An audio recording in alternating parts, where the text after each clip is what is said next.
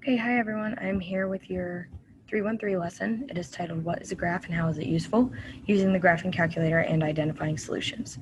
Your introduction says, in the last two lessons, you examined several patterns. You learned how to represent the patterns in a table and with a rule. For the next few days, you will learn a powerful new way to represent a pattern and make predictions.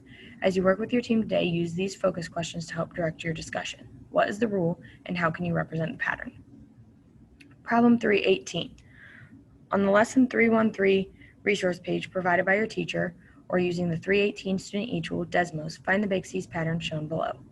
Part A says, draw figure 0 and figure 4 on the grid provided on the resource page, or create them on the eTool. So I want you to do them on the resource page. Part B says, on the resource page, represent the number of tiles in each figure with an XY table, an algebraic rule, and a graph. So I want you to pause the video and do part A and B on your resource page right now. This is what your resource page looks like. Okay.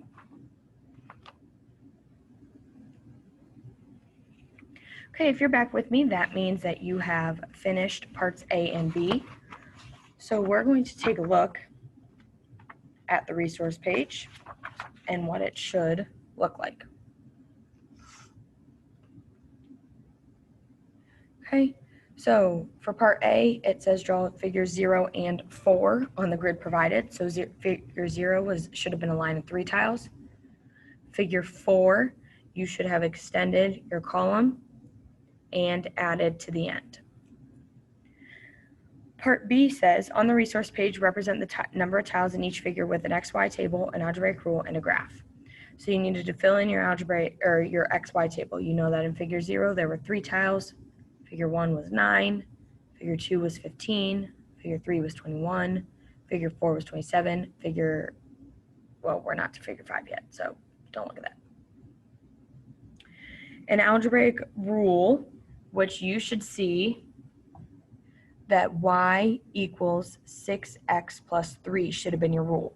So figure 0 started with 3 tiles, and you were growing by 6 every time.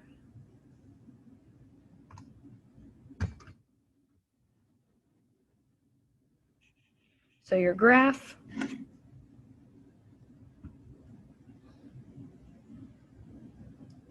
should have looked like this.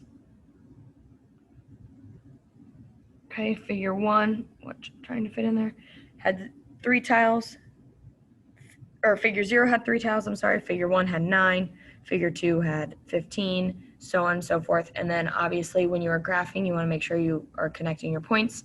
You are drawing a straight line using a ruler, and you are putting an arrow on the end of your graph. So part C asks us, how many tiles will be in figure 5? So figure 5, you need to justify your answer in 2 different ways. So I would like you to try that. And part D, what will figure 100 look like? How many tiles will it have? And how can you be sure? So go ahead and pause the video and try these 2 questions. Okay, if you're back with me, that means that you have tried parts C and D. So let's talk about C. How many tiles will be in figure 5? Well, figure 5, on the resource page, you could have extended your XY table, which is what I told you not to look at, okay, and seen, okay, we could have added 6. 27 plus 6 is 33. So figure 5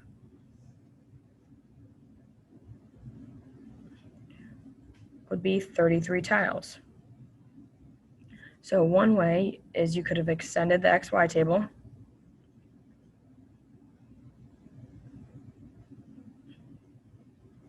Another way you could have done it is extended your graph. So if you would have looked at your graph, figure 5 should have been up to 33, growing each time. You could have done that. Or you could have used your rule. Y equals 6x plus 3. We want to know how many tiles will be in figure 5. So we're going to substitute 5 in for x and then use our order of operations. 6 times 5 is 30 plus 3 will give you y equals 33, which means 33 tiles.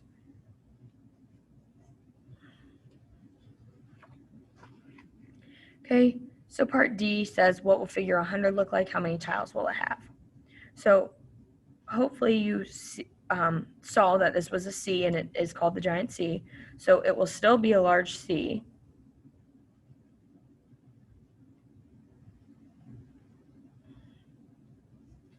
The width will be 101 tiles. And the height will be 203 tiles. Horizontal parts, so those are kind of like the arms of the C, this part of the C, will be 2 rows of 101 tiles long. So altogether there will be 603 tiles. And if you want to visualize that, oh, sorry, I'll leave it there so you can write that. If you want to visualize that, okay, here's your C. You would have 203 tiles here. You would have a row. That would be 100 because 100 plus this guy right here would be 101. Have a row on top of him, also would be 100. And the same thing up here.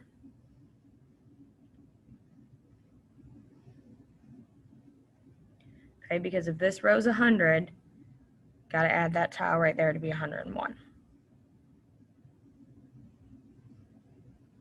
Okay, we're going to move on to question 319. And we are actually going to skip 319, so you can put a little X through it. And the last question that the last problem we're going to do today is 321.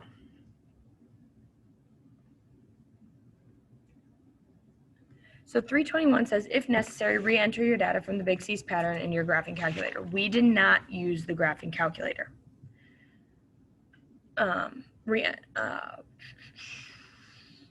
For the following problems, justify your conclusions with the graph, the rule, and the figure whenever practical. Your teacher may ask your team to present your solution to one of these problems.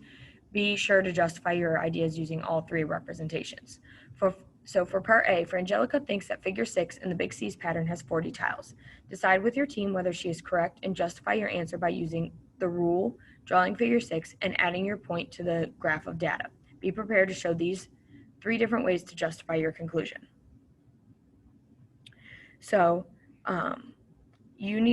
she's saying that figure 6 has 40 tiles. You need to justify to see if she is correct or incorrect. Giovanni, for part B, thinks that the point 1699 belongs in the table for the Big C's pattern. Decide with your team whether he is correct and justify your conclusion by examining the graph and the rule. So that tells you to examine the graph and the rule. Part C says Jeremiah is excited because he has found another rule for the Big C's pattern. He thinks that y plus 8 also works. Prove or disprove Jeremiah's claim. Be prepared to convince the class that your conclusion is correct. And part D says Latanya has been thinking hard and has found another rule for the same pattern. She is sure that y equals 3 times the quantity of 2x plus 1 is also correct. Prove or disprove Latanya's position in as many ways as you possibly can. So I'm going to end the video now.